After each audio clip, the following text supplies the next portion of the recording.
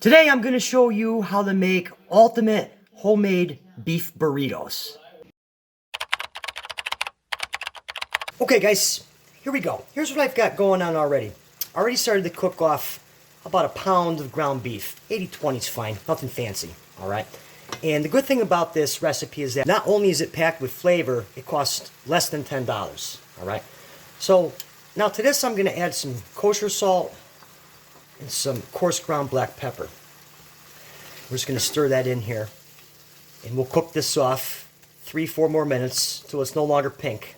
Alright guys, so the beef's done. It takes about 3 to 6 minutes. And like I mentioned, just take it over to the sink and just drain it out. Alright. Now to this we're going to add some fire roasted diced tomatoes. We just want to work that right in there. Okay. My pan is on a very low heat. So let's just work these tomatoes in here for a couple minutes. Alright, so we've worked the tomatoes in. Now we're going to add a can of red kidney beans, not drained, juice and all. And we'll just work these in here. And let them cook for 2 to 3 minutes. Alright, so now we have the beans working in there. Now we're going to add about half a cup, maybe a little bit more of tomato juice. Alright. Some green onions, or scallions. Couple heaping tablespoons of smoked paprika. Okay. What we're going to do is we're just going to work this in here and bring it up to a gentle simmer for about 3 to 5 minutes so it can reduce down by a little bit. Alright, so this is on a gentle simmer, medium heat. I'm going to add a little more black pepper. And then finally I'm going to add some ground cloves. Not a lot, about 1/8 of a teaspoon, because a little goes a long way. Alright, so just work that in there. Okay. So what you want to do is we're going to let this go 6 to 8 more minutes. Just let it reduce down. Okay, we're right where we want to be right now. Guys, I wish you could smell this. It smells absolutely outstanding.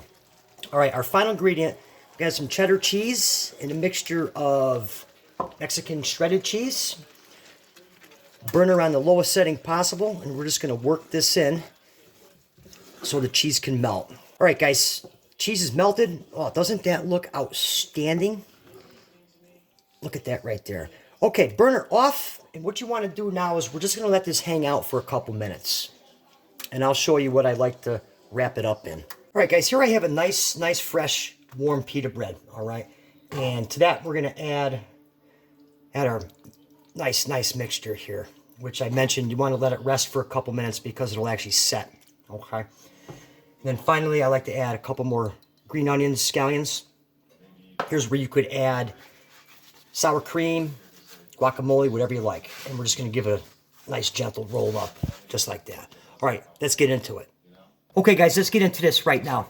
I tell you, this is smells absolutely outstanding.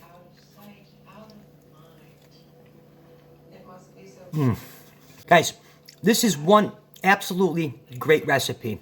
The paprika, the cloves, absolutely amazing. I really hope you get a chance to try this recipe. Drop me a comment, let me know what you think. And for another good recipe, be sure to watch the video that's on your screen right now. I'll see you here next time.